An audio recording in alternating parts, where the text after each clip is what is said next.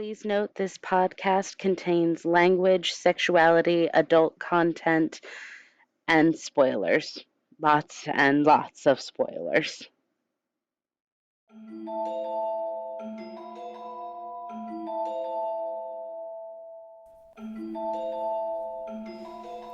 Hey nerds! Sup? Hey! Welcome to You've Probably Never Heard of It or Tales of a Fandom Reject, the podcast where I talk about television series and miniseries of bygone eras that you've probably never heard of, and if you have, you win the prize for the day. It is your favorite form of weed in your favorite strain because we're probably gonna need to be high for this one. Keeping with the theme. Love it! I sure am. I'm Cate Seeley, actor, seamstress, and all-around nerd, and I grew up in a video rental store back when those were a thing. I am joined in my arduous journey through my childhood obsession by my favorite weird little queers, Erin, Ouellette, and Kyra Fitzgerald. Woo! Welcome, everybody, to a trippy and unfortunately 90s racist trip through the magic cavern. It sure was magic. It's fine. I'm good. I will say the laughs helped. Yeah, honestly. I almost said they almost made up for it, and that's not accurate at all. But they sure helped. The real episode were the laughs we had along the way. That's right. So true. So I just want to throw a quick note into listeners. We have a puppy here with us today, so if you hear her in the background, it's because she's got a little snoot and she's adorable. She's so cute. You would all love her. She's honestly the glue that holds this whole thing together. She is why this whole thing exists. Yeah. I mean, she almost knocked over the microphone. Yeah, I mean, she's helping left and right today. Oh, yeah. Okay, so we left off with Azabeth being poisoned by the whole ass sentient mushroom that she just chomped into. With no consent. Did not even ask. Zero consent, just face plants into that guy. Oh, yeah. Clearly clothed and human-sized. Just standing there minding his own goddamn business. His own fucking business. And then this fucking girl shows up and just chomps right on his noggin. They're taken to the Mushroom King, Lord Truffle, with full fanfare. With his little truffle shuffle. His little truffle shuffle. They explain the situation to him, and he summons the doctor to help her. Yikes. It's just pretty racist. I do enjoy when he tries to examine Azabeth, and she doesn't want to let him use the tongue depressor, and she says, "My tongue is depressed enough." That is such a good line, though. Yeah, girl, same. My tongue, my everything. Have you seen in this economy? In this economy. The doctor tells them that the only antidote are the spores of one of their citizens, Puffball, who is unfortunately unavailable because he has been, quote, snatched by the muncher. Which is a terribly unfortunate sentence. It's not, though. Yeah, I'd like to be snatched by a muncher. It's context is everything. You be snatched by a muncher. I'll do my own thing. The muncher is a beast that feasts on shrooms indiscriminately. The shrooms explain that the beast lives in Nightmare Hollow, and Josh and the gang decide to take on the muncher. I can't. Yep. Okay. All right. Yep, keep saying it, babe.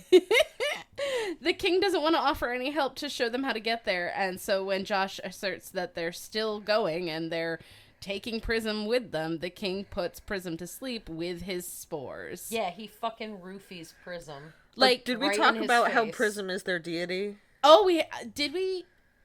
We might have at the end of the last at the end of the last one. Oh, okay. Yeah, But yeah. So, like, Prism is their deity, and They're like C-3PO worshipping him like the Ewoks. yeah, like full-on chanting at him, like, no words, just love.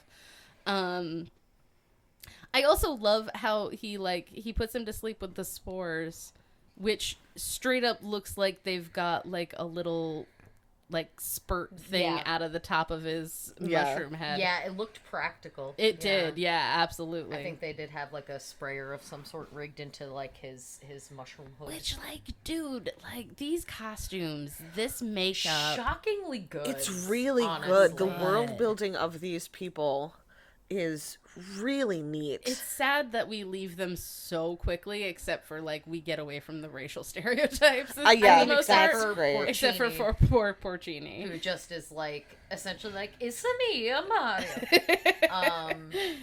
But I will say the Dr. Mushroom there had glasses that like flipped down off of his like mushroom hood.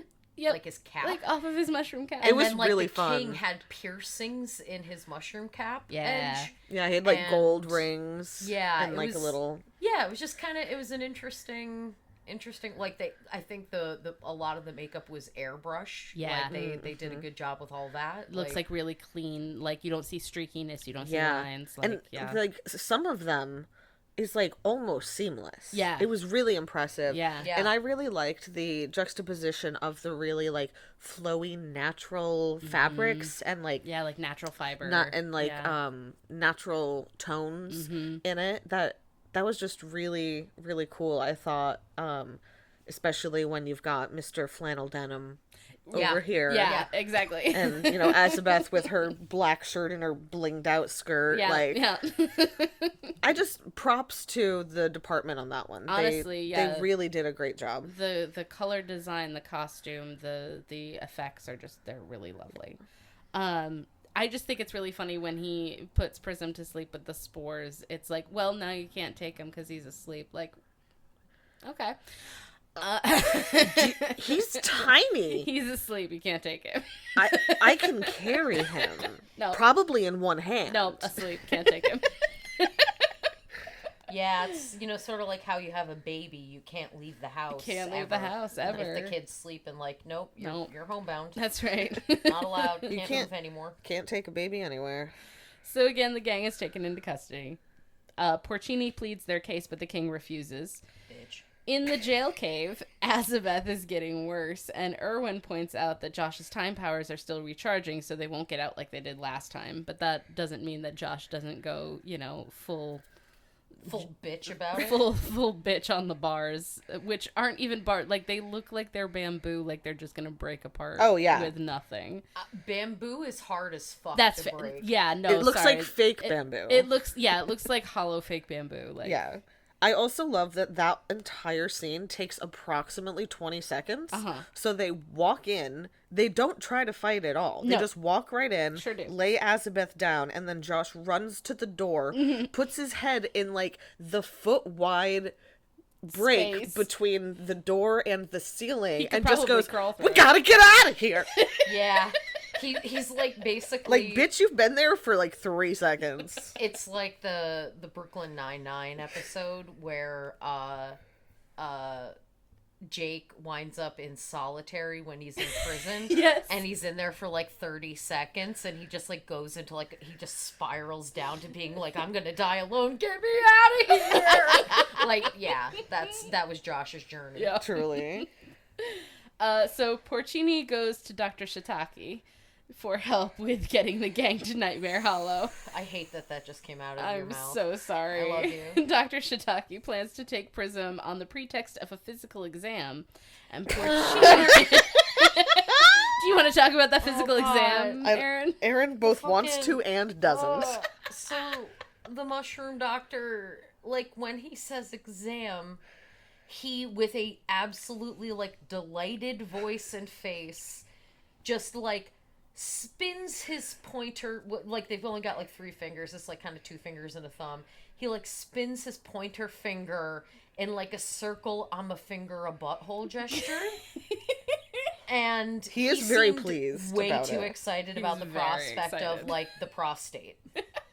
And I'm very bothered by this. And, like, my reaction was, Prism's a little freak. He might like it. But Touché. also, I True. did forget that he was unconscious roofied. at this moment. Fully roofied. That's This is some Epstein shit. inappropriate, Mr. Doctor Man. It's fucked up. Consent still counts with doctors. Yeah, medical consent, big deal. It's a big thing. deal. It's a thing. Porcini just super easily gets rid of the jail guards by telling that there's donuts in the break room and they're stoked about it. So Okay, but like, who wouldn't? Honestly, I hear there's free food at work. I'm out of there. That's one of the most relatable things I've ever heard. So the Especially doctor, vis-a-vis like any kind of law enforcement. that's fair. They legit were just like, food gone. It does delight me that you can lure mushrooms with the promise of donuts. I don't think that. I think he's just like there's. Oh, he's just food. There's chow in the break room. Oh, like, okay. I was like, I don't remember him saying donuts. I made up the donuts. But that is really funny. But like, yeah, luring food with the promise of other food. I want to know what this other food is now. Yeah, tell me what the food is. Are they secretly cannibals? I think it's people. It's people. Okay. Anywho. The doctor couldn't wake Prism, but he's built him a little papoose, so that there's That's that. true. Oh, Josh just puts him in the backpack anyway. Like Yeah. I don't like. But the whatever. blanket is really nice. The It looks blanket's really very pretty. pretty. Papoose is pretty dope, admittedly. He gives Azabeth beetroot, which will keep her alive for quote 12 yabba dabbas, I do not like that. and gives Josh a sand timer for her death countdown. Yeah. That I do like. That is rad. That's I fun. do like That's that it mellow. has the little leaves Yeah, the little on leaves it. off It's like the... they just took a little vine and vine. were like, here's your yabba dabbas. Mm-hmm. Use them well. Luckily, we don't talk too much about the yabba dabba. Yeah, yabba dabba do or do not. I just, for inclusion or not, you decide. When I couldn't remember what the time was, what the units of time were, all I could think of was yabos. And I was like, I know that's Max wrong. likes your yabos. In fact, he loves them. And then you said yabba dabbas, and I was like, okay, I wasn't that We far weren't off. too far off. So then Erwin maybe tries to tell Josh that Azabeth isn't worth saving in the big picture. Yeah, he sure does not care much in this episode. Sure doesn't. A lot of fucks are running out for him. But Josh gets him on board by positing that the Muncher might have eaten nullifier components. So maybe they'll find them. As they're escaping, Azabeth, in her delirium, believes that there's water everywhere. And just then, Prism's hair begins to glow. Even asleep, he can sense the nullifier. Sure. Sure. They detour to find the piece because Of course they do. Erwin's got to have a side quest. Yeah. Yeah, don't worry about Azabeth Draw and her it dying. out. Draw it out. He just keeps saying, this won't take long. It won't as take if long. you have any idea where it is, how close it is, and what trials you have to face to get it. No idea. He's It just won't like, take long. don't worry. That's fine. So they detour to find the piece, and the cave is dripping with moisture. That's a wet-ass cave. It's a wet-ass cave. It's a magic cavern. That it is. And I will go in if you consent. They suddenly realize that the path is a shortcut. Sure. Isn't How that how helpful? convenient that the white man's journey becomes a shortcut to their actual job of saving a woman. Oh, good for him. Well The done. white man's journey of saving a woman. Jesus Christ. Well done. Oh, fuck. The path is a shortcut, and soon Azabeth begins hearing bells. Suddenly they're all hearing bells, and they come across a young shroom who was thought to be taken by the Muncher. Ding dong! Or you can just call him Ding. He's the real MVP of this episode. MVP of this episode. Even when this little guy is just in the background, just going so hard, so committed, so useless. Completely useless. At least for a little while. Yeah. And I love them so much. So it turns out Puffball is Ding's dad. Puffball being the one with the spores that can save That can Azabeth. save Azabeth. Isn't that convenient? He's been building weapons Home Alone style to use against the Muncher. Azabeth gives him some advice before she passes out again. Yeah, because again, she's the only useful one. Truly. This whole episode is like a trial in how much can you deal with a group of men making decisions about a woman who cannot advocate for herself or anything else? Like, honestly, Prism is incapacitated. Azabeth's pretty incapacitated for a lot of this episode. This is like the Josh and Erwin show right now, and they are fucking it up. They're not good. I mean, They are not doing well. First of all, privileged white man. Yep. Second of all, Doing a lot of privilege real hard. literal child. Actual child. Not the best team. Sometimes they share the brain cell. I think Azabeth has it most of this episode, which is a shame. Yeah. Because then no one has an episode. Yeah. Or an episode. Yeah. No one has, a brain cell. It's just Azabeth. Apparently I don't either. But you're pretty. Oh, thanks.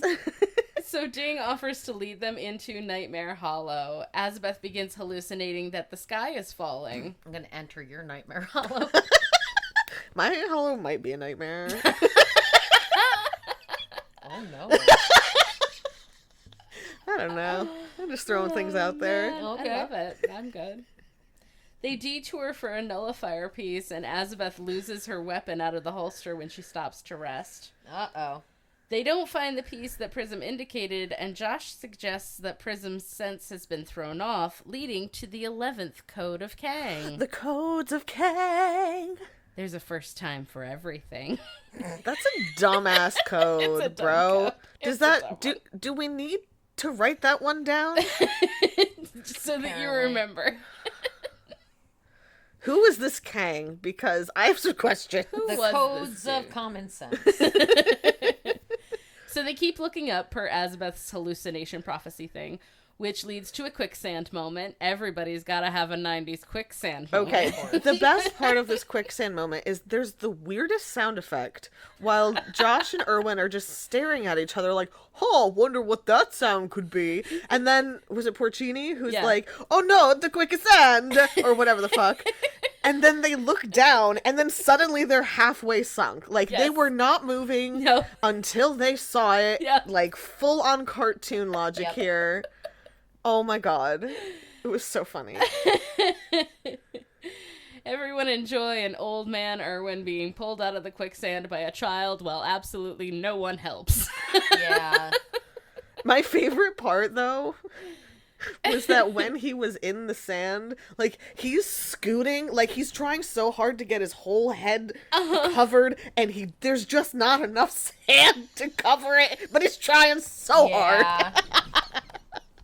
Yeah, you can see what's this is burying Barry Ingham. Ingham. Yeah, you could see him like you could practically see him like scooping sand, like tossing it Trying to onto his own toss it face. onto him. Like he's like wriggling, like just trying to get deeper in the sand. Like he was trying hard. Well, he's like, goodbye, everyone. It's been nice knowing you all. He has to give everyone a shout out. Young Josh, Azabeth, Little Prism, like... Just full dramatics. So good. It's so funny. Azabeth tries to help Josh, but everyone else just kind of stands around until Porcini suddenly decides to save everyone. yeah. Oh yeah, because Out now of Josh is in nowhere. there. Yeah, because now Josh has been pulled. So Erwin emerges, and he has a new nullifier piece. Huzzah. Huzzah. Sure, that makes sense, or This whatever. episode is so much filler, you guys. Yeah, this episode really feels like it is just like it might as well be like the magic mushrooms of MacGuffin. Indeed, yeah. Because it's just about collecting fucking trophies. Yeah.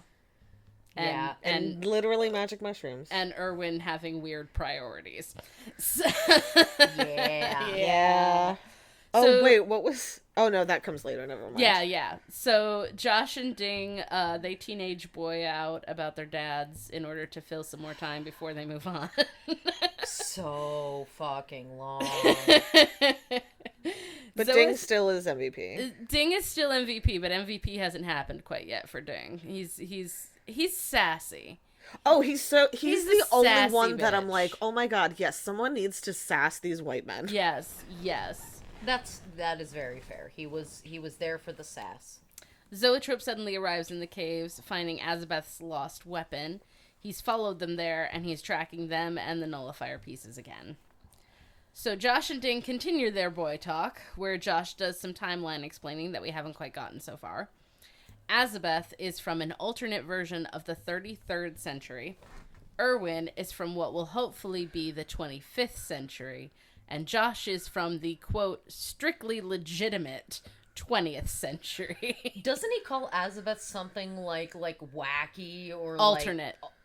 It's an alternate version. He says like a twisted version. Yeah, something. Yeah, twisted something has version, like a yeah. negative connotation. Yeah. Okay, Because white he's boy. like, hopefully the men's timelines, which are legit, will still exist. Hopefully those This are the ones bitch that is works weird out. timeline. Yeah. Ugh. He's like, oh, mine is the real one. Well, everyone's is the real one to them. Exactly. Let's send her the bitch. white boy. Woo! Like, I know he's a child, but like, Teach teach him him young. better. Teach him better. Be better, Josh Kirby. Josh Kirby. Josh Kirby, be better.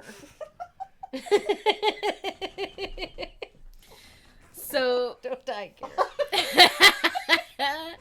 It just tickled me, I'm sorry. So he gives the kid the rundown of our plot, and as we find time to do in every episode. Thank God. But this isn't the full flashback, at least. So with the famous last words of "nothing scares me now," they're attacked by stingers, which are glowing asshole beads, which fulfill Azabeth's look-up prophecy. And my Amazing practical effect, y'all. my dream role in this episode is to be one of the people hiding in the set, just flashing red lights. Yes. That's my dream. I Yes. just want to be stuffed in there as uncomfortable as possible and just flashing a light thinking, why is this my life? I just wanted a cat to jump up and start trying to Start that would have been funny. going at the little glowy bees. The very weirdly animated glowing bees. Yeah. It was a choice. I guess all of it went into their makeup budget for the episode. I guess I'm not so. even mad about Yeah, it. no, that's fair. I'm not mad about It's it. so Money good. well spent. I'll take it. Azabeth immediately has a premonition of cave paintings, which are just right in front of her. So Yeah. Literally, guess they're it was- like waxing poetic about it, Yeah, and then Ding what is could like, it be? "Oh, it's literally right here." Jesus Christ, the white men are killing me in this episode. They're killing all kinds of women. there's a lot of that going around. God damn. Zoetrope comes upon a sign to fake Darth Vader music. Oh my! It Honestly. literally is like, was it the? It goes do do do do do. Yeah, like it's like da da da da da da. Yeah. It is like fake Imperial literally March. one note off. Yeah, it's just Vanilla enough. Ice claiming he did not steal the riff from Under Pressure. Just like one note off. Truly, just enough to not get copyrighted. It was I don't know whether it was genius or just really dipshitty. I don't know. Like, I feel like this episode in particular, and spoilers for later in the episode, I feel like this episode in particular, they're like, Zoetrope's a bad guy, you guys. Zoetrope's a bad guy. Zoetrope's Did a bad you know? guy. Did you know Zoetrope was a bad He's guy? a bad guy. I want to hop back to his previous scene, just really, really quick. Great, please. So when Zoetrope picks up Azabeth's weapon, he goes, "Clearly, I'm in the right place and the right time." And I'm like, bitch, you don't know how long that's been sitting there? For real. Just because it's not rusty doesn't mean it hasn't been there for, like, what, a year? Like, Yeah. Like, also, we don't know what kind of metal that's made of. Yeah. Maybe it doesn't rust. Exactly. We don't know. You don't know. I don't know the science of metallurgy. Or her home planet. You don't know what this planet is. You don't know who Like, lives you on this literally- planet. Like, Your whole thing is time travel, but like this could be from thousands of years ago, and just like no dust is collected. Or maybe you're in a time period where Azabeth has become a big celebrity and everyone buys the props. yeah, And dress up as her for conventions and cosplays. Yeah, Like, I you mean, don't know. Halloween. You don't know. You have no No, idea? no. Is that a trope? I would love to see the mushroom people Zoetrope cosplaying. does not know a trope. That's what happens after this, is they all start cosplaying as Josh and Azabeth and Erwin. And Prism. And Prism. And no one cosplays Erwin. No one cosplays Erwin. One person cosplays Erwin and everyone's like, okay. And then that one person is like, guys, it's only because I knew no one else was going to. Someone cosplays Erwin, but it's actually just like somebody who needed a ride. It's their grandfather. They're just like, Grandpa, put on a cardigan and hold this. Hold this cane. Hold this that and I, be, like, duct hold this taped and be this bigoted, tinfoil Grandpa. to. Just hold this and think you're better than everybody. You're nailing it, Grandpa. Let's go. Poor Grandpa. Oh, so Zoetrope is startled by growling in the distance, and then we cut away. What could it be? What could it be now? What could it be? The cave painting surrounds an image of the assembled nullifier. There's multiple nullifiers in the paintings, and Erwin quickly carbon dates it to 12 million years old.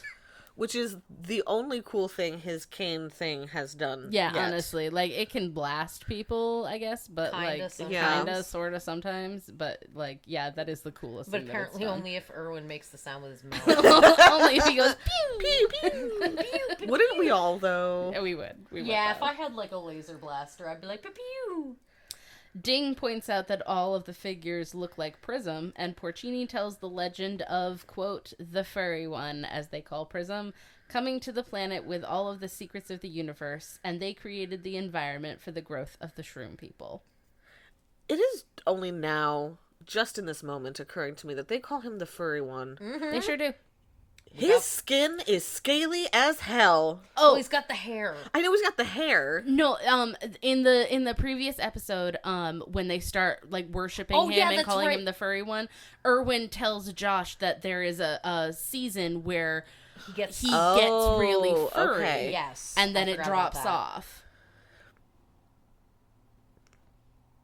Okay. Yeah. That's a weird thing to latch on to if it's only But a like never show little it. thing. Yeah, Like, if it's like, you know, so say like if one day a year I have freckles and never Right. again and they call me the freckled one. yeah, yeah. It doesn't Well, make sense. Like Well, they it should call could him be the because- sparkly one. Honestly, yes, the sparkly one would make sense. Yeah. Or the diapered one. The looks like a diaper. discount Yoda one.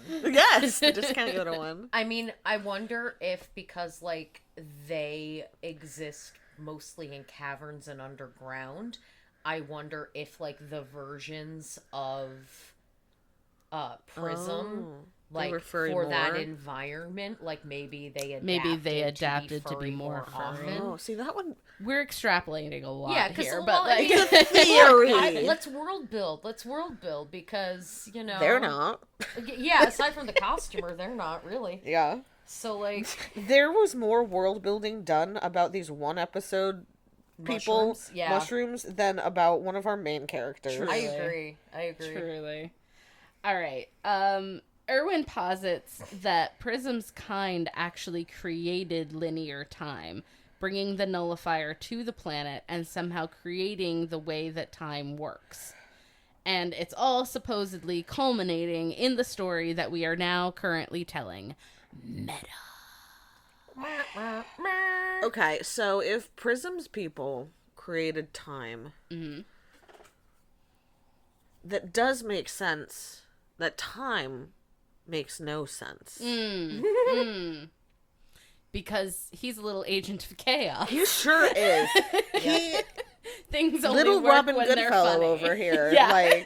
Yeah. Like, oh, I've been trapped this whole time. Teleports out Yep. at the last second. Like, He's you got- could do that the whole time. Yep, he has full Roger Rabbit rules. Like only when it's funny and or Truly. the most infuriating. All right, and this is where we get the very first code of Kang. The codes of Kang. Things are not always as they appear. Again, We needed to write it down. honestly, Codes of common sense. the codes of you're an Don't idiot. be a dick. The Tao Te Ching. As they continue on, they encounter the lava chasm and rope bridge from Shrek. And on the other side of the rope bridge is Nightmare Hollow. Porcini, Ding, Azabeth, and Erwin all make it across safely, but Josh, with Prism in his backpack, crosses the bridge as an indeterminate rope breaks, and he has to climb the bridge after it breaks, which is a sequence that was seen in so many episodes of Xena, I can't even count. Oh my god. I wonder if, like, for chunks of that, if they just took footage from Xena. Just like, almost like it's become, just like open share. Right? There is specifically an episode in season 3 called A Necessary Evil where there is a broken rope bridge over a lava pit. Like, it is a whole thing. I want to say two things about this scene. One, Erwin, why are you stopping halfway across and just staring down at the lava? Like, we're on a time crunch here, my dude. We're on a bridge. Also, two, fully close-up of Josh Kirby, air quotes, hands on the edge of the bridge. Oh my god. Moving across it. Fully a grown-ass man's hands, not the child. 14-year-old hands. Yeah. They came back in post and were like, let's get this shot. Oh, we don't have the child? Oh, child labor laws? Okay. Like, it's literally Go like... put on a flannel and you do it. Honestly, what I assume happened is they had, like, his stand-in, and they just did B-roll, and his stand-in was like an adult who's just kind of shorter, and so was just like, yeah, let's get the B-roll with your hands. It won't matter. You've got the flannel on. Let's just do it. And it is straight up like the hands. You know what? Maybe it's his time powers are aging his hands. He keeps using his hands for those time powers. Yeah. They're just aging him. Oh my god, he's but gonna, only like, his hands. As it goes though, like, it's gonna creep up his arms, Yeah. and he's gonna be like, he's gonna have just like these withered old man arms on like a 20-year-old body. Imagine him trying to find a girlfriend like that. Well, we already know where that's going. Wink wonk. Wink wonk. So here is where we get the second code of Kang. The codes of Kang. A warrior must always trust his instincts. Sometimes you have bad instincts. Sometimes your instincts suck. Maybe that's the point. They're trying to weed out the losers. Oh yeah, trust your instincts near that Do cliff. it. Do it. Trust your Let's instincts. see how well your instincts serve you when I throw a machete at you. Trust your instincts to stop halfway across the bridge and just stare down at the lava. Yeah, those are bad instincts. Let's not listen to him. As they venture deeper into Nightmare Hollow, they learn that the only shroom to see the Muncher and live has been Little Ding Dong. MVP. Every time. And he describes the Muncher as a creature that uses hypnosis. Ding only survived the hypnosis because his mind was too full of his own ringing. Azabeth tries to give him a pep talk. How you doing over there? Erin has a hand fully over the face. I'm just fucking sentences coming out of your face because of this episode. He's the only shroom to see the Muncher, and the Muncher uses hypnosis. Look deep into the Muncher. Ding Dong. Ding Dong is the only shroom able to see the Muncher. Because the hypnosis could not penetrate his ding dong brain. Well, when you say it like that, I have said some weird things on this podcast for this movie. This might be the weirdest one. This is why we need the weed. I'm deeply amused because you're just reading the script. I'm just reading it along. So you're just like, and Yep, then these Ding are Dong normal goes down words. the hallway with Wing Wang Wing Dong and the racist does doctor. the deedly dee doo on the plethora of toads. With the skibidi bop bop bow. Bow. Oh my gosh. So Azabeth tries to give him a pep talk, and this is where we get the sixth code of Kang. The codes of Kang. He who fights and flees the fray lives to fight another day. They're rhyming now. I actually really like that one. Yeah, no, that's a honestly. good one. I'm about it. That's a nice one. Kang did something right. He had something going on. Yeah, Get Kang. Maybe he just really needed to make them all poems. I feel like he came up with 21 and he didn't have an editor. Like, somebody to be like, you don't need all of these. 21 He's codes just of like Kang, they're blogging not all about gonna it. be winners. He's like, oh, I came up with a good one. Let me add this to my blog. It's like, no, this is like live journal shit. Like, this is back. It's back in the day. I could see this being a Tumblr post. Yep. Oh my god, just like the last existing Tumblr post, and they're like, these are the codes. Oh, that's where they got him from. So they continue on, and Josh trips in a footprint. Who could have seen that giant footprint Who would coming? have seen it coming? As Prism's hair also lights up, there's a nullifier piece buried in the footprint, and Porcini notes that each time they find a piece, something seems to go wrong, and immediately the Muncher shows up. While Erwin is like, what are you talking about? Nothing could possibly go wrong. Oh no, he's right behind me, isn't he? Yeah. So, describe the Muncher for me, you guys. Oh my god, it is my new best friend. Cats in America. It is a giant metal rat with big glowing eyes and cute little ears and big like chomper teeths, and it just like, you can't see what I'm doing with my hands, so this is not Alligator very helpful claws. for a podcast. Baby shark hands. Just like open, close, just you can imagine it, just big old metal chompers, open, close. And honestly, the fact that my first thought was, oh, it's so cute, is probably not what they were going for. It is really cute, though. It is cute. And it immediately made me think of American Tail. Yes.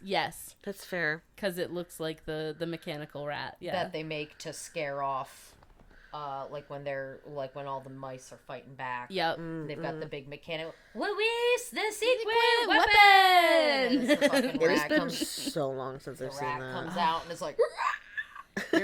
When you watch it again, you are going to feel my- things. You're Oh, gonna I bet. cry. You're gonna cry. I cried at everything. Yeah.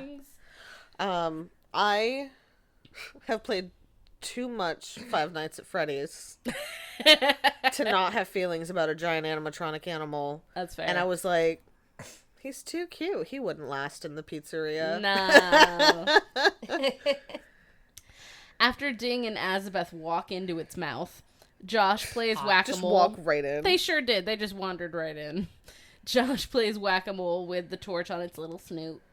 But obviously that does nothing. Because it's fucking metal. It's and it's clearly metal. It's not Yes. even like they're trying Oh, to no. make it look like a real thing. It's- Like, No. It looks like something that you make for a steampunk convention. Like, it's it is not clearly supposed to look like a real. So why are you just Yeah, it's just bashing it giant on- sheets of metal. Ah, futile testosterone rage. You ain't my girlfriend! Murr. She showed me up by being braver than me. So Josh hears something from behind a rock, and he leaves Erwin and Porcini with the monster. Okay, Like you do. like you do, and finds a man with a remote control. Josh demands answers and calls Erwin over. This is Colonel Beauregard Damon. Of course it is. This man is just... He made me laugh so much. He is Henry so... the Most yeah. is... He's They got They some need to have a competition. most- most for the off. type- Yeah. Oh my god, we should do a March Madness bracket. Oh, Of the Of the most? most. That'd Oh be my gosh, that'd be fun. really fun. We should do that. This guy is wearing like a play military-esque costume with like coat and tails, big stripe up the side of the pant leg, and he's got like a curly Q mustache and like a little goatee that's bejeweled. It's got Which like a is little pretty fucking It's dope. really dope. funny. I really like it. It's got like a dangly thing and then got little like baubles in it. Dude, if my beard ever gets long enough to do shit like Hell that, yeah. I am 100% going to dangle like beads and That'd be jewels out of awesome. my beard. I am so on board with this, but you have no idea. I'm excited. Yeah. But this guy, like, oh, I'm Colonel Beauregard. Like, I just... He's like, I'm Colonel Beauregard. Thank you. Like, That was he's, better. Yeah, he's trying. Well, he's basically like He's going for, like... the southern drawl. Yeah. Because he's a fucking slaver. Yeah. So, and Spoilers. his name's No, Beauregard. not spoilers So, at like, they're pitching a thing here. Yeah. Yeah. And he's so extra, and I do... He's really fabulous, except for that one thing. Except for being a slaver. He would be fabulous if he weren't a slaver. But you know what? So would Thomas Jefferson. So... What did I miss? Oh, man, she sets him up, you knocks him down.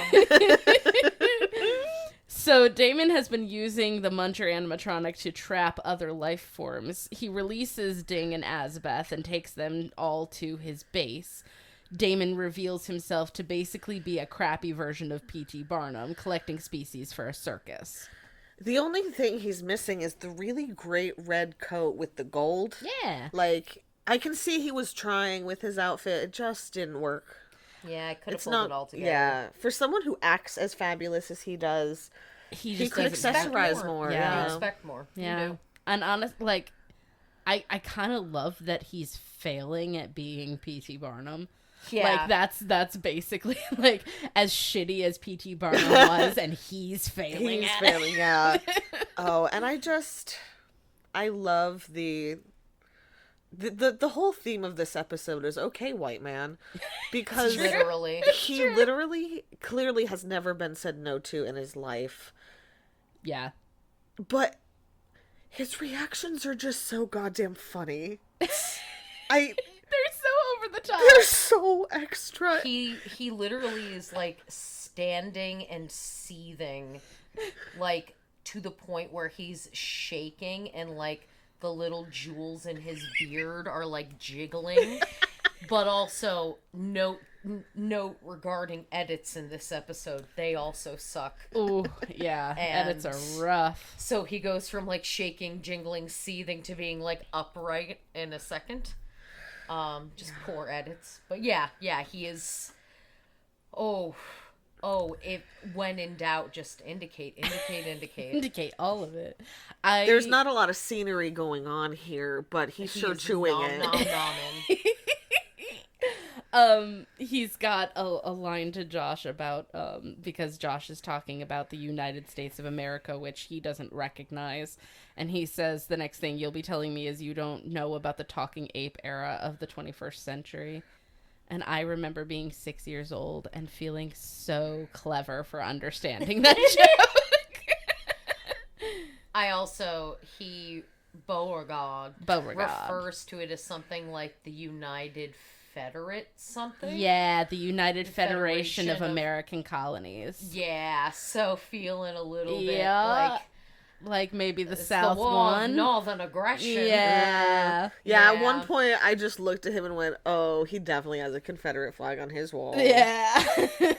Like, yikes. So Azabeth's sand is running out and she passes out for the millionth time. Yep. Damon She brings gets knocked down. When she gets up again, you're never gonna keep her down. Damon brings Don't out copyright us. Puffball, but Azabeth has already slipped into a coma. Also, Puffball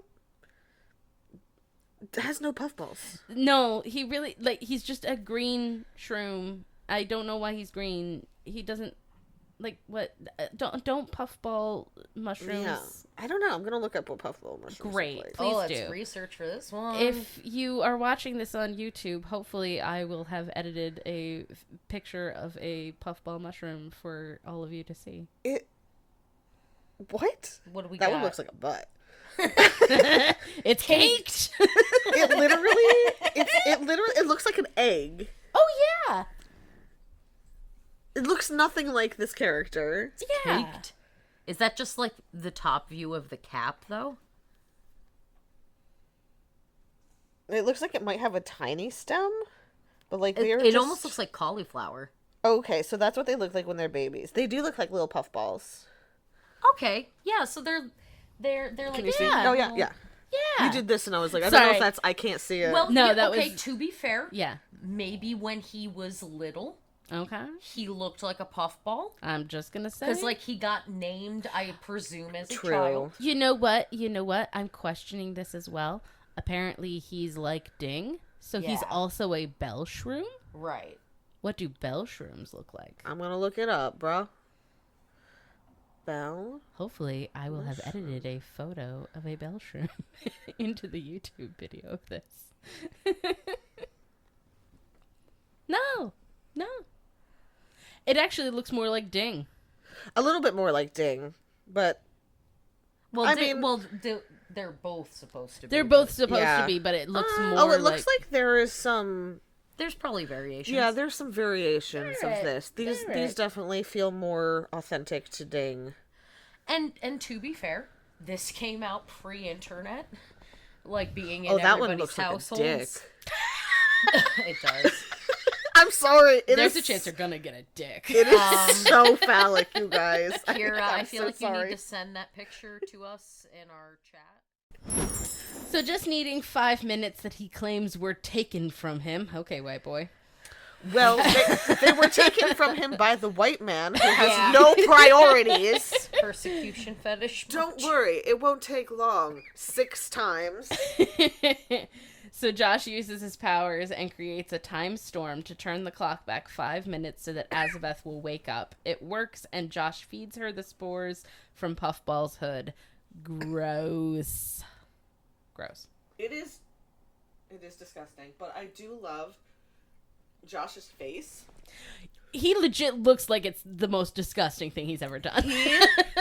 Overacts that moment. He really does. In such a hilarious way that I love it so. Like, he draws his hand, and very clearly he had already had the stuff on it when he read, you know, movie magic and Yeah. whatnot. And then he looks at it and fully does like a dry heave Yeah. and then walks off. He almost looks at the camera about it. Like, Almost. That's too Office, my dear. The Office hasn't happened yet. So yay, Azabeth is saved, everybody. It's all good. Erwin has some big feelings about Josh turning back time. If he could turn back down. You're welcome. He 100% looks through that whole conversation like he's about to throttle this child. Like, he is pissed. And Matt. and He pissed. has some murderous eyes in his eyes. With these. Murder eyes. Alright. Sorry. No time for that, though. On to the horrors of a circus. Oh, boy. The species that Damon has collected are in cages and despondent, and among them, Zoetrope. And of course, Damon intends to take Porcini and Ding, stunning them with the intention of reprogramming their minds. Now, I need to pause for a second, because this morning, Oh no. I was going over this script. Okay. And I read that line, and I realized that there is a theme in the movies that I would watch as a child about circus performers who were like mind controlling their acts or their displays or whatever. And the clown was always complicit. And I'm like, that's why I hate clowns. Oh, we are making discoveries about Oh, ourselves. Oh, Thank boy. you, Josh Kirby. He truly is a warrior for time. That's right. That's This is like right. some Jungian shit. Right? Oh, my God. Right? Like, I just, Oh, like, buddy. Yeah, oh, boy. Yeah, no, from there, I'm just seeing all these little tendrils. all of the my dear. little Yeah. tendrils. Oh, yeah. boy. Oh, yeah. honey. I had some Oh. feelings. Oh. Oh boy, thanks. It's Yeah. the trauma. Right? Exactly. We can totally hold space for that later. It's okay. It's genuine. Like, I'll probably take a little time to look at it. Yeah. But I Okay. was like, oh my God, that's why I hate clowns. Like, Okay. It's not all of the reason why, but I mean, they're it's kind a of creepy. Yes. solid portion of it. Okay. I mean, also, Yeah. John Wayne Gacy sure didn't help things. He fucking didn't. He fucking didn't. Yeah, and in honestly, many ways. I want to, in a lot of ways. I really like, I just want to say for the record on here, Oh no. I don't hate clowns. Like, the three of us have a very dear friend who is a professional clown. Clowns are not bad. Clowns are good. I am afraid of clowns. I have legitimately had fear reactions to our own friend. So, like, I know who he is. I know his face. I know what his face looks like in makeup. It doesn't matter. It freaks me out. And that's okay. But I don't hate clowns. Hashtag not all clowns. Yeah, absolutely. Hashtag not all clowns. 100%. Put that on a mug. All right. Azabeth calls Damon a coward who hides behind his machines, a creature, and a stun gun, and a frail male ego just cannot handle that kind of accusation. Sure can't. He goes into a full-on breakdown mode that I have only ever witnessed from a white man. Truly. And, like, only ever when a woman pushes back against him does he react like that. Truly cannot handle it. And it's, I don't know, it's just so funny. It was like, is that why they had to make Azabeth knocked out for this whole episode? That they have to wait till the end? Because there's no way she would have kept quiet earlier. No. So as soon as she's back on her feet, she's like, you privileged white ass motherfucker. Yup. And he loses his shit. Erwin tries to step in to negotiate because of course he does. Because what a great intermediary. He's doing a great job. But when Damon wants Prism, he refuses, and then he notices 2 nullifier pieces on display in the tent. But Prism's hair is silent now. Yeah. So again, Roger Rabbit rules. No, it's because only when it's funny, frustrating, or annoying. He's even in his slumber, Prism is like, I can't possibly have to tell you that it's right there. Yeah. It's not hidden like the other ones. On. You can see it, right? I'ma just continue my nap. I'm good with my naps. Thanks. Yeah. You can't possibly be this dim. So that brings them up to all but one of the pieces. They're only missing one now. Azabeth and Josh disarm Damon, but the gun won't work for Josh. And by that point, Damon notices that the nullifier pieces are gone, and he instructs the shrooms to block all the exits. Erwin argues with him while hiding behind a mirror. It is so funny. He, like, pops out, pops back in. Pops out, says something, pops back in. Like, we know where you are. You're having a conversation. What?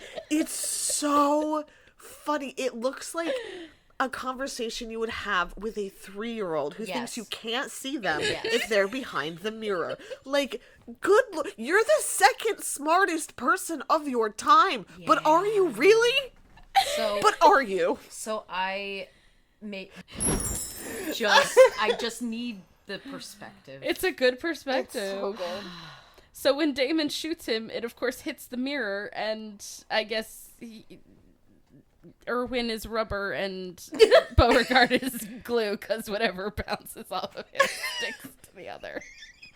Yep. To die. That's why he was hiding behind the mirror, because it gave him bounce back powers. That's right. Also, mind control zaps have reflective properties. Yeah. But the shrooms are still blocking them in, and Prism, our perfect Deus Ex Machina, suddenly wakes up. His hair lights up, and the mind control is broken for the shrooms as they begin to worship him. Yeah, that's some propaganda ass shit if I ever saw it. Josh goes like full Lion King, just like parading Prism around. Simba. But like, you know what will save you? God. No, tried that once. Tried that actually more than once. Can confirm it's not effective.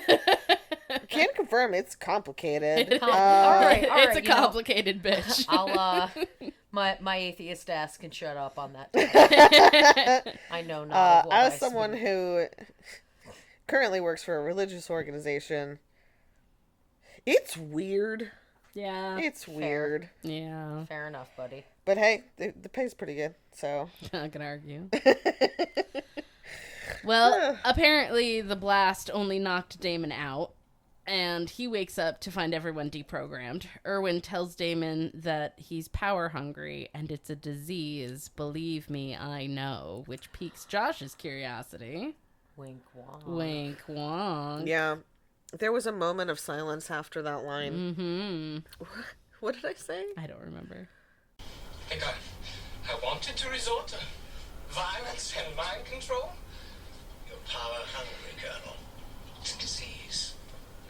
Believe me, I know. I'm also a white man.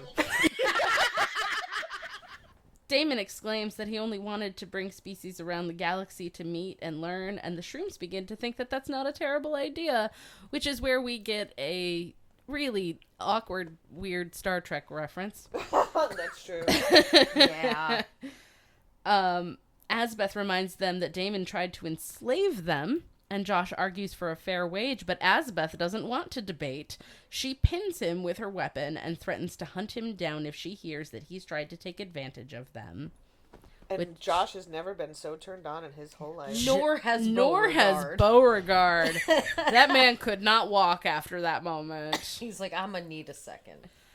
Which leads us to our 20th Code of Kang. The Codes of Kang! Blood debts must be repaid in blood. I don't like blood. I'll take payment other ways. I Kyra love that accepts Venmo. Ice cream. Craft kits. I thought you were gonna say crack. Crack. Yeah, if y'all just want to, like, send me your leftover crack. Your leftover. You're not going to use it, right? Yeah, just take your you've got some leftovers. spare crack lying around. I don't expect them to pay for, like, they're not going to send me everything they paid for. Kira's trying to be fair about this. Full freaking vegan. It's where you eat food in other people's dumpsters. It's when you only eat produce that's been thrown out in other people's dumpsters. I thought I was being nice, but apparently this is an unreasonable request. I mean, we're talking about crack. The idea that someone would just be like, what do I do with this leftover crack? Yeah, just, you know. Maybe someone's trying to give it up and they need somewhere to give the rest of the crack, okay? Oh my god, you're like a needle drop. I don't know, man. I've never done it. But what about Zoetrope? What about it? So Damon says he wants to sell him to a robot wrestling team, and everybody seems to think that that's fair. Yeah, because slavery's cool, but only when it's with people you don't like. It's fine if it's the bad guy. Yeah, wow. Way to go, Asbeth. Which Code of Kang is that? That's the 23rd. We get some 90s wrap up. 30 Rock reference. And Ding laments never seeing Asbeth again, which might be cute. Sure. It was kind of sweet. It's kind of sweet. Of all the relationships in this episode, it is the sweetest one. Honestly, Yeah. because it's like he's 13 and she is reacting appropriately to a 13-year-old. Yeah, no, that's definitely, you know what, when you put it in that perspective. Yeah, she is reacting appropriately to a 13-year-old. She is treating the 13-year-old like a child because he is a child. Oh boy. Yeah. Oh, you put it in perspective. I did. How dare you? Yeah, no, that's okay. All right, here we go. So that night, still stuck in the caves, with the nullifier partially assembled, Erwin and Josh discuss finding the last piece, and Josh having the power to turn back time. Still on If that. I could turn back time. With everyone asleep, Josh climbs the rocks and stumbles onto the last piece. As soon as he does, stingers attack, and he falls over the side of the cliff like a danger-prone Daphne. And that is genuinely, like, one of my worst nightmares, is to be attacked by bees while not being able to fight off said bees. That's Hate fair. that. Zoetrope zaps away the stingers. He's suddenly there. There's no explanation of how he escaped. He's just there. And he pulls Josh up from the cliff. He tells Josh to use his powers to see how Erwin has been manipulating him. What? He wants Josh to mind meld with him to see the truth, but he calls it a time probe, which is gross. Yeah, as if mind meld with a child wasn't gross enough. Yeah, he's got to call it a time probe. I don't want to probe nothing. Not even time. What about that gesture that the doctor did with his finger? No! I blocked that. Don't bring it up again. But just as Josh is about to actually mind meld, Erwin is there and he shoots Zoetrope. And Josh instead tries to mind meld with him, but Erwin refuses and demands the nullifier piece. When Josh refuses, Erwin switches from stun to disintegrate. Dun dun dun! Next time on Josh Kirby. Okay. All right, Where we who pretty saw it much coming? Got the whole episode. Yeah, You know I who saw it coming? Who saw it coming? They saw it coming. Aaron. They saw it coming. Aaron called it. Eric called it. To be fair, Erin called it In this episode, so it's not like I did not get it sooner. actually And the Did I? very first time we watched the first episode. You were like, I think Erwin's the bad guy. You did. Holy shit! Listeners, y'all, I'm not even gonna lie to you. I'm very proud of past Erin. I'm a little disappointed in current Erin for not remembering past Erin's achievement. That was a long time ago. That was a while ago. But touche. But also, yeah, watching this episode, and this was before his dark aside. yeah, Where yeah. he glances aside and talks about how power can be a disease. Yeah, Like- which started in the eggs episode. It started with Yeah. the penis worms, yeah. So I was just like, you know what would be dope is if it turned out that this whole time, Erwin was the bad guy and Zoetrope was the good guy. And Cate played it so cool. I give her so I'm much so Cate glad. because I'm so glad. cool. legit because once I said it, I was like, that would actually be pretty cool and internally. And I looked at Cate to see if I was right, and she just looked. She was Nothing. just who Every time you throw out a prediction, I'm always like, exactly. Yes. is Kate gonna break? Kate had nothing. Yeah, seriously. Nothing. See, this is why Kate is great at Secret Hitler, but it also makes her very, very sad. I hate Secret Hitler so much. I can win Secret Hitler yes, like and a has. motherfucker. And she has. But it makes me so anxious. I hate it. I hate it so much. But, dude. All right, so we didn't have a whole lot of combat or anything in this episode, but is there anything that stuck out to you? Well, we do continue the theme of this show not understanding how ranged weapons work. Indeed, that's Even a good though, point. they did have a moment where Asbeth talks about, a what type of projectile to use with a slingshot. Yeah. Because she's like, it's better to, have a couple of good projectiles that you can aim well. that are lightweight, that are lighter, but Yeah. more precise and than to have a heavy one that's going to be less reliably accurate. And so I'm like, so somebody kind of understands how ranged weapons work, and yet the slingshot is used by running into the mouth of the muncher while holding it aloft. Okay, Nailed it. fucking nailing it. Admittedly, he wasn't gonna win against a robot mouse. No, but if you're gonna do the if I can't win, choke on me, bitch. right.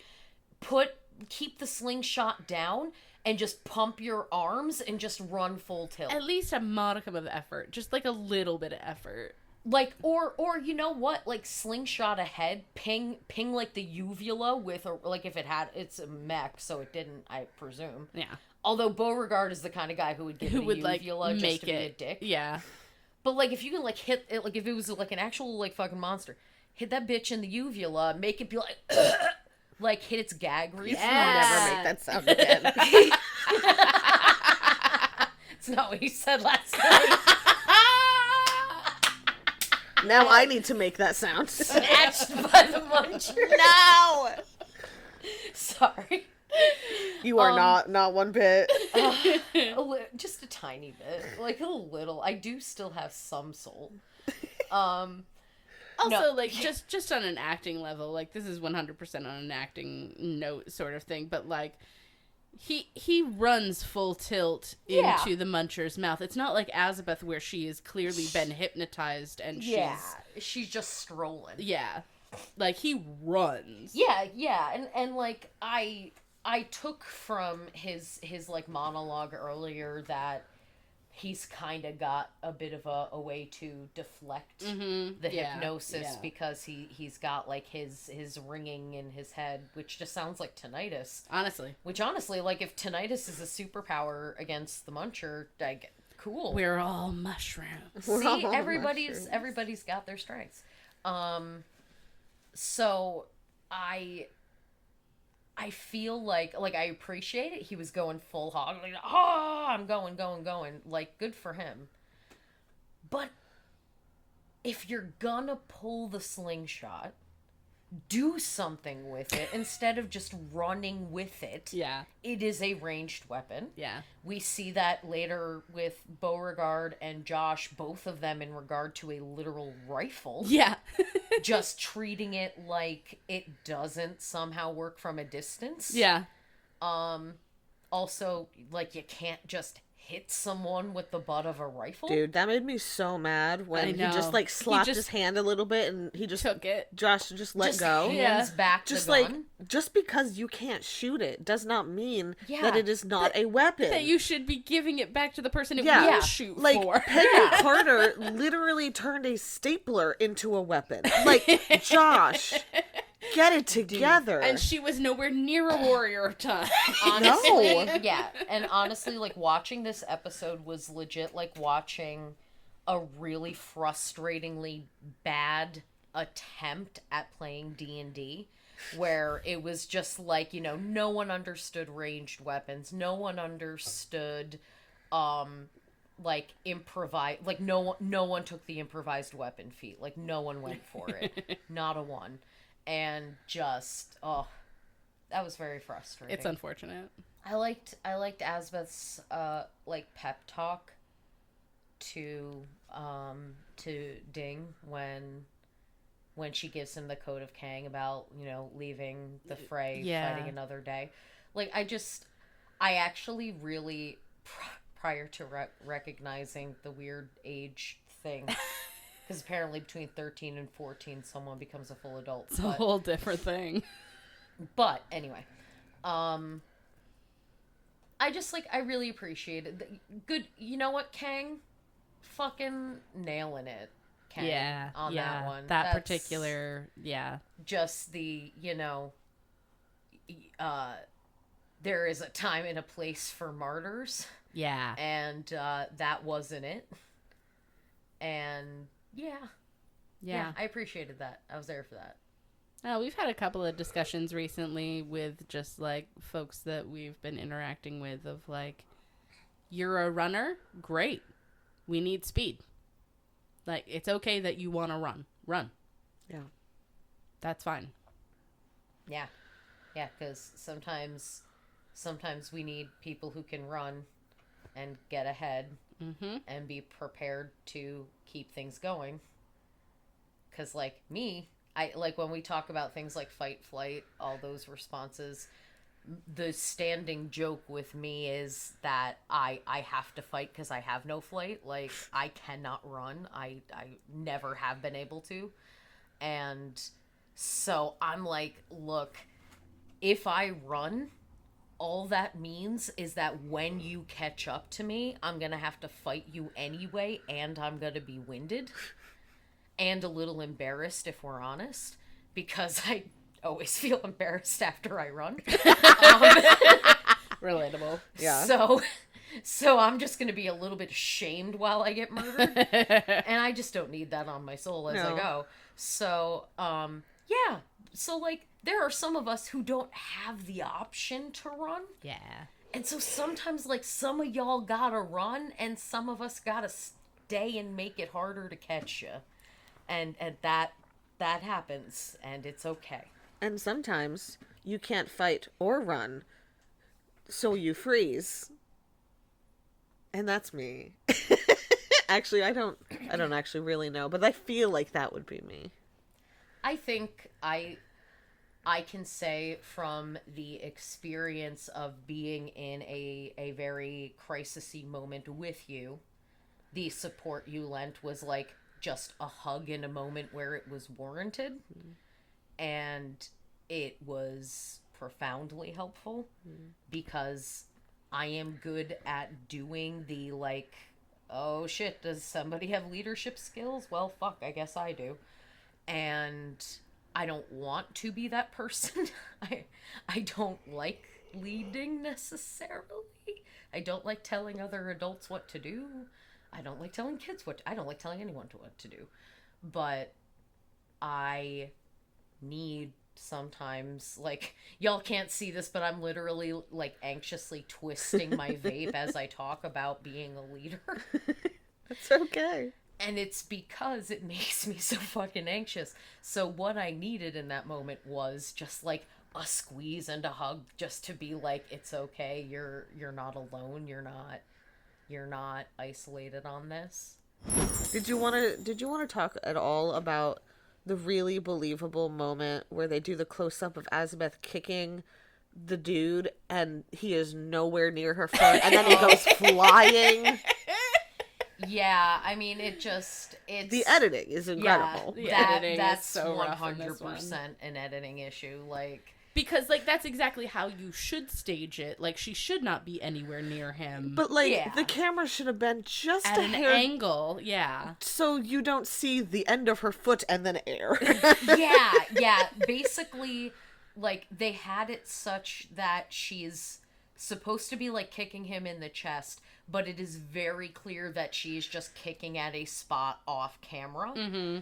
And they left it way too wide an angle that you saw way too close to the end of her foot, which means you would have seen part of him. And like you can 100% stage a realistic looking kick on camera, because forced perspective with the camera, you can put the camera at an angle and it will look like you're kicking someone in the chest even though they've got a little space on you. It's the same concept as in theater. Like, you are like a foot away minimum, usually, from the person you're hitting on stage, because the audience can't see the depth, like, at that kind of distance. The camera does that for your eyeballs. So, like, there are absolutely ways to have staged that did not look that shit. Yeah. They spent all the budget on the makeup. All of the... They couldn't even afford an editor on this No. one.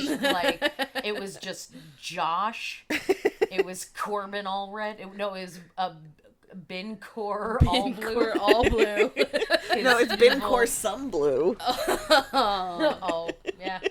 Bincor moderate blue. Oh, Bincor Little Blue. Bincor centrist. Yeah, I feel like that's a little Bincor more libertarian. Yeah, I think that's a little more accurate, honestly. Yeah, boy howdy, did they not waste their energy on editing on this one. Yeah, it was rough. Who sparked your interest, Kyra? Oh boy, who didn't? I'm curious about Beauregard for sure. Oh, of course. Yeah. I'm gonna start with our girl Cindy Sorensen here. I'm gonna do a quick hypothesis about Beauregard. Okay. Pretty sure he's Canadian. Okay. Just based on the accent. I also would. I think based on the you're accent. right. I'm okay. Sure. Anyway, So our girl Cindy Sorensen. who dat? That is our MVP of this episode. Oh, it's Ding Dong? Ding dong. Indeed. So Cindy has done a bunch of stuff. The most recent one was in 2008 with Role Models. Oh shit! Oh shit! I love that movie. Hold on a sec. In Role Models. Oh yes. In Role Models, they go to a Chuck E. Cheese-esque spot, and they have a band of monks that are animatronics. and I'm they're like, intrigued. I like pizza. I like they're like weird. They're like Chuck a Five E. Nights at Cheese. Freddy's. Yeah, I'm Chuck E. about it, Cheese, man. Yeah. That's also a stupid boy movie. So Yes, okay. that's you one should of the definitely ones we watch suggested it. for your stupid boy movie list. Love it. Great. So their earliest credits here are back. It's 1985. Wow. With ABC Weekend Specials. Oh. Suit performer. Doing those after school specials. Yeah, in 1989, they were on an episode of Star Trek's The Next Generation Okay. as furry animal ... Oh. I don't know what that means, but Probably Star in a Trek costume. is... Well, yeah, I figured. Yeah. Star Trek is a very common Yeah. thing to be on for Yeah, these. common Also, theme. one episode of all that. Isn't that Oh, cool? shit. Oh, yeah. damn. All right. All that. This is all that. Do we just move right on? Also, one episode in 96 of Star Trek Voyager as Hyper Evolved Reptile. Okay. All right. And that was the same year as Josh Kirby Time Warrior Chapter 5, so that's cool. Also, because I have to, Sabrina the Teenage Witch in 2001 episode as Female Elf. I bet it's a Christmas episode. Oh, it's gotta be. It's gotta be. And another thing of note, Austin Powers in Goldmember as 70s dancer in 2002. Oh. So, been on a lot of stuff. Cool. A lot of cool stuff. So, shout out to Cindy Way to go, Cindy. for being the MVP of this Way episode. to be an MVP. I'm going to talk real quick about Nick DeGruccio. DeGruccio? I don't know how you want it Porcini. pronounced. Yeah. How did you know? First credit as in Josh Kirby as Porcini in 96. Dang, Yeah. Look at that. And a really short career. 96 through 99. But in that time, he was featured on an episode of Jenny, an episode of Everybody Loves Raymond, an episode of Frasier, an episode of Saved by the Bell, The New Class, and an episode of Sabrina the Teenage Witch. What? How much you want to bet he's actually like a opera singer? That would Yeah. be cool. Yeah, he definitely sounded like Yeah. he actually At did. least a trained singer, if not a full-on opera star. Because Yeah. there were things about his voice in that where I was like, I feel like you're trained, but you don't have a full-on opera sound, and I don't know if that's because you're not an opera singer or because you're trying to make it sound like you're not. We should preface this by saying that Kyra is a trained singer and does actually know the difference. Yes. I do have a degree in music education with a concentration in voice, so I have taught voice lessons. I have taken voice lessons. All why of that she's- sounds super pretentious, and it's really not. I'm so sorry. No, that's why she sings the Codes of Kang, though. That's right. Oh yeah, It was all building to that. it's all building to that. To this moment. So yeah, great voice. Yeah. Hard to tell with the clip we got what's really going Okay. on there, but right. definitely would be cool to hear more. I feel like he could absolutely pass as like, you know, the waiter at the restaurant that they went to in Frasier kind of a thing. You Yeah, know? yeah, like yeah. like or like the lounge singer, I mean, not the Yeah, waiter. no, I knew what Like, you meant, Yeah, yeah. like that sort of thing. Yeah. But yeah, short career. Hopefully he did some really cool stuff outside of acting. Would love it if there was some sort of music involved. But yeah. And now, our main man, Yeah. he is Matt Winston. Matt Winston. Matt Winston. Let me check out his bio. Which is kind of funny because we were talking about Stan Winston at the top of this. He's 5'9". Is that considered a short king? Maybe? I don't know. I have a bad... 5'9", I'm. Everyone is taller than me. That is true. Your like, dog to is me- almost taller My than dog you. is almost taller than me. To me, like, short king would be, like, I think maybe like 5'6" or shorter. Okay. To me.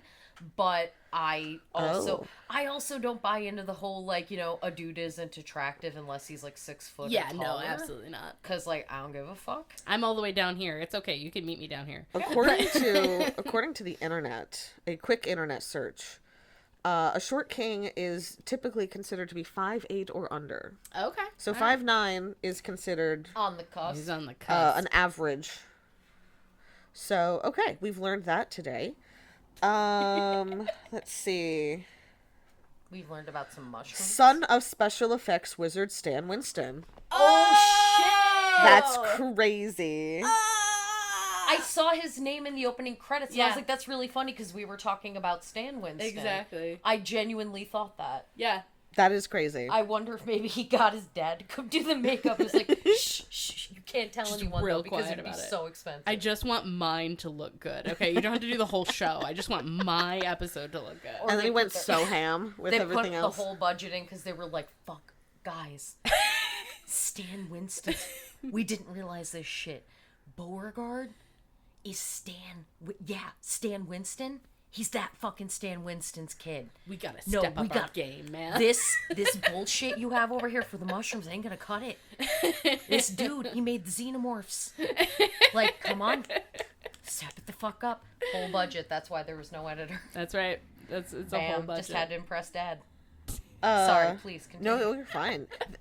I apparently have been sleeping on the trivia section on IMDb. Oh. I just looked at reviews and it is hilarious. IMDb reviews are I mean. love it. Oh boy. Okay, so along with Jeffrey Combs, I don't know how to Coombs? say it, Jeffrey Coombs, what? and Gary Graham, he is only one of 3 actors besides the regulars to appear in all 4 seasons of Star Trek Enterprise. Wow. Oh, damn. Jeffrey Coombs is the shit. He watched graduated from Yale and has 2 dogs. Oh. Where was he born? It's like an It doesn't say. That's what I was looking for, and it doesn't say. I might have to go. I bet we I'm could gonna find go to out where Stan Wikipedia. Winston's from. Exactly. Well, that's not necessarily where he lives. Not necessarily, but, like, it's a good guess. American actor. American. And Stan Winston was born in Virginia. Okay. All right. All right, my bad. Cool. He just wasn't great at the Southern accent. That was the It was charm. a little inconsistent. I was so- gonna say, I think it's partly like a exaggerated thing on purpose. Yeah, Yeah. no, it was just like it kind of disappeared at times. Yeah, it did. And so, like, maybe that was like a choice. Like, he would, like, the Southern accent was Is supposed actually- to be a put on. yeah. Yeah. But, like, It wasn't clear. Yeah. Yeah, it wasn't. Yeah. Clear. They cut Just- that scene. Honestly, just the, I just assumed because of the way it sounded kind of off that he might be a Canadian trying to do the Southern. I absolutely saw where you were Fair, going yeah, with that. Yeah, got it. Anyways, Yeah, no, that's all that's good. really fascinating. That's cool. So he is currently he currently has 2 upcoming projects. What? Hot bath, stiff drink, and a close shave, and hot bath and a stiff drink too. Get it. So sure, Which one is he? Is he the hot Is- bath? is the stiff Deputy drink? Orion. Oh, I No, bet that's. I think Is he's he the the clean he's the shave? close slave. it's a cliche. So yeah, clearly he's still acting. He's Yeah. got Nice. apparently he took a break between 2015 and 2024. fair enough. Good Who for you. didn't? Take a vacation. So let's see here. Some highlights. Desperate Housewives for 2 episodes. Annie Claus is coming to town. That looks like a Hallmark movie. It sure Or a does. Lifetime movie if I've ever seen one. Let's see. Hold on, where is it? He has a really long one, so okay. So was in one episode of Dollhouse, Ooh. which I know you guys have talked about. Yeah. Wait. Who is he in that? Franklin? Oh. It's... Can I see? There's no, it's just the Oh, it's just the. Oh, Yeah, just the list. dirt, Yeah. Is this still? here, let me here we go. An episode of Castle, an episode of Burn Notice, 5 episodes of Scrubs. Dr. Jeffrey Stedman. I don't remember. Yeah, I didn't watch Scrubs that much. let's see, where were the other ones? There were a couple others I wanted to point out. An episode of Grey's Anatomy, NCIS, Nice. Bones, one episode of Hannah Montana. Yeah, that's right. Played the pageant MC in Little Miss Sunshine. Oh, wow, okay. One episode of The Sweet Life of Zach and Cody. Oh my god. Oh my god. One episode of Charmed. 8 episodes of Star Trek Enterprise as Temporal Agent Daniels. Holy shit, man. Let's see. An episode of Friends, an episode of Monk. Shout out Monk. Hell Great yeah, show. Monk. Great show. An episode of Sabrina the Teenage Witch. Because of course. That's our theme for this show. Right. Let's see. This it just keeps on going. Josh Kirby was his 3rd credit. First credit 93, Married with Children. 1 episode. Okay. So yeah, real long IMDb page. Yeah. Lots of cool stuff. Still going strong. This is his photo on here. He looks like Paul Rudd's older brother. Oh, he does kind of have a Paul Rudd look to him. You're right. I miss the little sparkles in his beard. Yeah, oh my admittedly. god. Oh my god. Why does he look like Kenneth's cousin? Oh my god, he does. That is some horrible gay hair, my That's friend. amazing. Anyway, I'm having too much fun scrolling through these photos. Yeah, so those are our three for this episode. All right. Nick, Cindy, and Matt. Way to go, guys. Killing it. They were great. They committed. They committed so hard. So hard, and that is why it was enjoyable. Truly. Because there were some things, many things that I question in this episode, but their dedication is not one of them. No. So shout out to you. They did it. Thank you. You guys, now that we're done with this, we can go and get ice cream. Yeah. Oh, heck yeah. All right. Everybody, Everyone, go get some ice cream. go get some ice cream. Smoke a And little weed. get some Unless motherfucking ice Yeah. You're Send us not of pictures age. of you eating ice cream. and smoking weed. Sure. And send them to My Favorite Murder. No. No. Send them to us with some weed. We don't have an email yet. We're going to have something by the time this airs, and it will be in the end we'll cut it credits in, of yeah. what we... I'm joking about sending weed unless it's legal to do so from where you are to New York State, in which case, Yeah, hit us up. and your leftover crack. And your left, If that made it into the if episode. you've got any Please send tiny your- crack rocks that are just like, what will I do with this crack rock? Whatever will I do with it? You can send it She to just Kyra. needs a little bump, just a little bump, just to get her by, to get her well. It's extra funny because of everyone pretty much in my life, except for like my parents, I am the worst at drugs. As evidenced by how you just described yourself, yes. It was a choice, okay? I love you so much. I am the worst at drugs. Absolutely. I have tried fabulous. almost nothing. Like I don't even know how to smoke right. Mom, please don't listen to this. Wendy, no. She doesn't know how to smoke right because she's never tried. She's never even tried. It doesn't work. All right, everybody. So anyway, that's TMI with Kyra. TMI with Kyra is over, and now you have to go away. Go get ice cream. Go get ice cream. Think of TMI us. makes the people go away. Next time is the last episode. last one. Will Josh Kirby finally punch time? Will he finally defeat the time? He's gonna punch it in his face. Right in his face. Also, will Zoetrope, now that he is like on Team Time Warrior, will Zoetrope address the fact, if he recalls, that he was gonna be left as an enslaved person before they realized he wasn't a bad guy? Also, Zoetrope, work on your people skills, bud, because you're giving evil. It's giving evil. Remember when he was trapped in the desert? He and was like, giving evil. Yeah, that wasn't great. I feel like survival Zoetrope is one thing, but because Zoetrope is Erwin from the future, we Right, know of he course. has to be evil. oh, So that's right. here we are. Anyway, wink wink. We are all I Erwin in genuinely various timelines. cannot wait for you guys to see this last episode. It actually is really fun. I'm actually very I excited. had a great time with this episode. Yeah. This was, other than the blatant racism, and slavery, but that was a plot point. So. Anyway, it was fun. Yeah. Yeah, honestly, this was not the hardest sit for me of these episodes. No, it's not difficult. Yeah, like it wasn't the Human weird, pets. Yeah, human pets Yeah, or like that was the I worst. think Human Pets and Toyland. the Yeah. adult clown doll. Yep. Kissing Josh. Like Yep. Yeah, I think Toyland is my least Yep. oh, favorite. so dude, far. that creepy clown face. Yeah. My God. Okay. Why are we friends again? I think we're kidding. done. I think we're done. All right, bye, y'all. Bye. Thank you for listening to You've Probably Never Heard of It or Tales of a Fandom Reject, hosted by Cate Seeley, Erin Ouellette, and Kyra Fitzgerald. This podcast was edited by Cate Seeley. Our sound engineer, key grip, best boy, caterer is Pete Fritz. We are part of Two Penny Productions. Find more of our work with Two Penny Productions and beyond in the show notes.